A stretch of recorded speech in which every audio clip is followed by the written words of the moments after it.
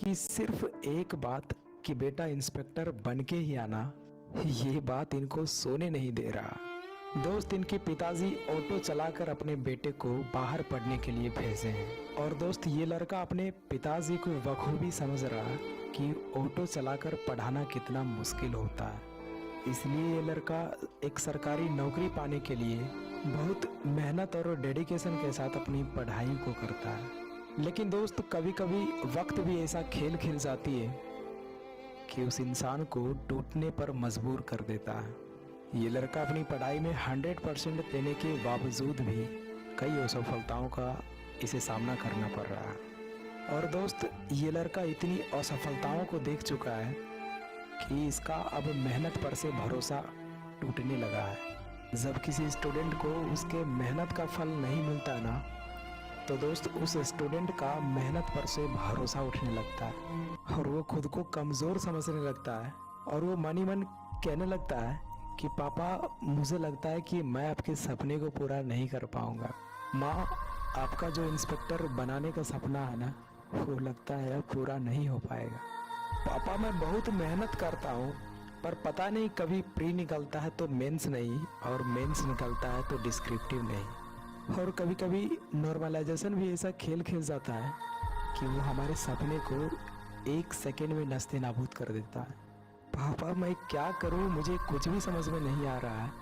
और एक वैकेंसी को कंप्लीट करने में हमारी ये गवर्नमेंट को 3 साल लग जाते हैं। ये सरकार स्टूडेंट के दर्द को कभी समझ ही नहीं पाते। पापा, आपको लगता होगा कि हम यहाँ पढ़ाई नहीं करते हैं इसलिए एग्ज़ाम नहीं निकल पा रहा है, लेकिन पापा मैं आपको कैसे बताऊं कि मैं अपनी पढ़ाई को लेकर इतना सीरियस हूँ कि मुझे 24 घंटा सिर्फ पढ़ाई पढ़ाई ही माइंड में घूमते रहता है। और माँ, मैं झूठ बोलता था कि हम खाना 2 टाइम बना लेते हैं, लेकिन रियल तो ये है कि सुबह का खाना शाम में भी खा लेते हैं ताकि पढ़ाई के लिए 2 घंटा एक्स्ट्रा टाइम मिल सके। और पापा, इतनी मेहनत के बाद भी कहीं नौकरी नहीं मिलती है ना, तो ऐसा लगता है कि मैं आपके मजदूरी से कमाया हुआ पैसा को बर्बाद कर रहा हूँ। पापा, मुझसे अब नहीं देखा जाता ये सब, और ना ही मुझसे पैसे मांगा जाता है। लेकिन पापा, मैं क्या बताऊँ, जब भी ऐसा सोचता हूँ तो आपकी दी हुई हर महीने की मजदूरी का याद आता है। और पापा, कभी कभी लगता है कि पढ़ाई छोड़कर कुछ काम कर लो, लेकिन फिर मुझे आपकी उस मजदूरी का याद आता है जिसे आप बहुत उम्मीद के साथ हमें पढ़ने के लिए भेजते हैं। और मुझे माँ की उस बात का याद आता है जब माँ बोली थी कि बेटा इंस्पेक्टर बन के ही लौटना। और मैं माँ की उस सपने को मैं कैसे खोने दूँ। पापा, मुझे ये भी पता है कि अगर मैं सफल नहीं हो पाया तो लोग आपका मजाक बनाना शुरू कर देंगे, और ये सब मुझसे बिल्कुल भी देखा नहीं जाएगा। लेकिन पापा, मैं हार नहीं मानूंगा। आपका सपना और आपकी दी हुई हर महीने की मजदूरी को व्यर्थ नहीं जाने दूंगा। मैं फिर से मेहनत करूंगा पापा, और इस बार दुगनी मेहनत के साथ पढ़ाई करूंगा। बस आप अपने बेटे से उम्मीद मत खोइएगा।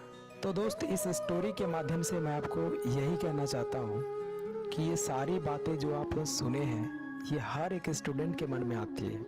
लेकिन दोस्त, याद रखिएगा, यही वो मोमेंट होते हैं जिससे कुछ लोग फ्रस्ट्रेट होकर अपनी पढ़ाई को त्याग देते हैं, और कुछ लोग इसे इग्नोर करके अपनी रफ्तार को दुगना कर देता है, और वही इंसान आगे चलकर सफल हो जाता है।